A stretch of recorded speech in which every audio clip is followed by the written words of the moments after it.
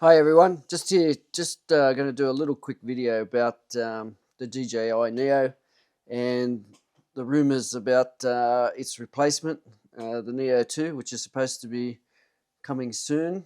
Um, I might talk a little bit more about some of the rumours soon, but yeah, I just wanted to share some experiences. Don't mind the dirt that's on this one.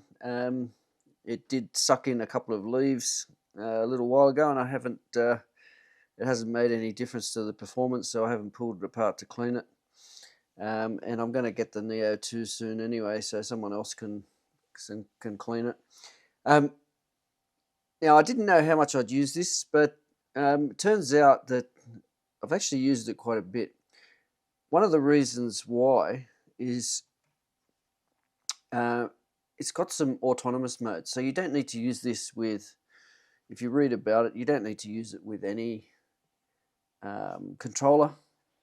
You don't have to even use it with your phone, so you can just fly it autonomously, and that's turned out to be quite good. And it's actually it performs very well. So, um, for instance, if you go somewhere where like you're supposed to register, or in some places you can't even fly your normal type of drone, just because you've got a process to go through before the software will even let you take off. But with this, with its autonomous mode, I was still able to get some footage in areas where I was allowed to fly. Um, so that was very handy. But also, I found that this is quite good if you wanted to do something like a vlogging type video. This will actually do that quite well.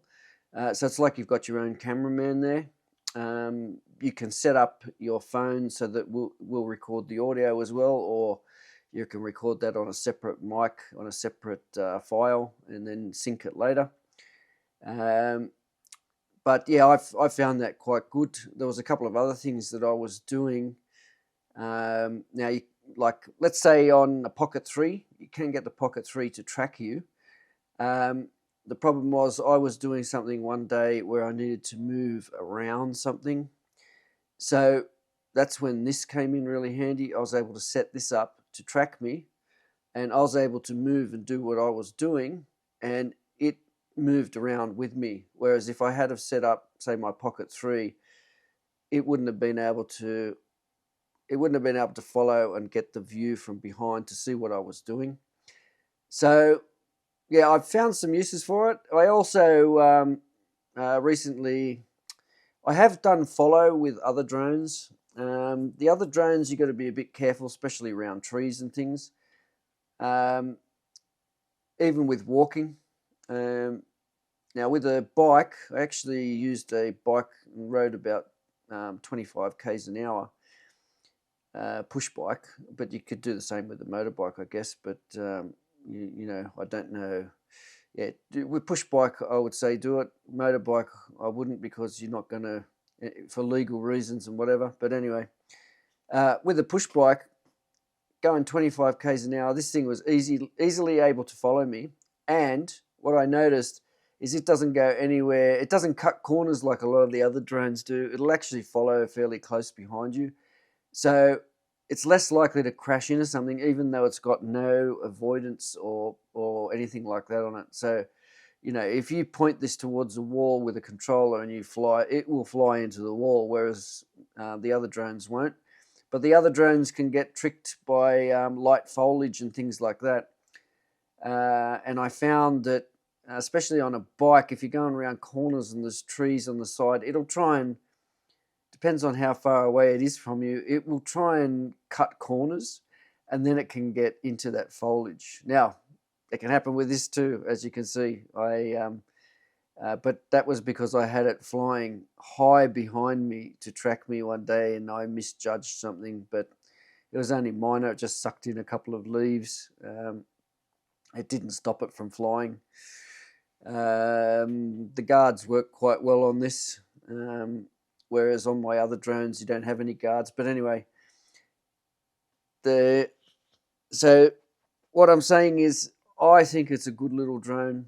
And even if you did crash it, it's not even the price to replace it is, quite reasonable on this one. I don't know about the new one that's going to come out.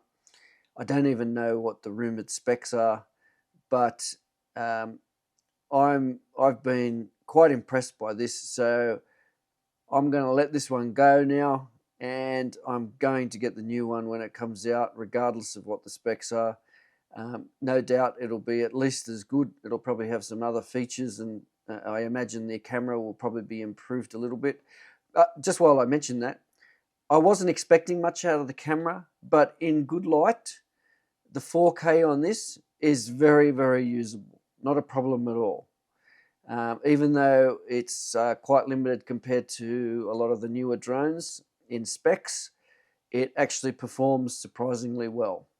If you were to buy this for a young kid and you think it's just a toy rubbish drone with garbage 4K footage, you'd be wrong. It's actually very good, the footage from this, in good light, that is. Yeah, I haven't tried it in low light. Anyway, that's it. I'm going to finish off on that, and that's just a little bit of my thoughts. And thanks for watching. Don't forget to like and subscribe, and I'll catch you later. Thank you.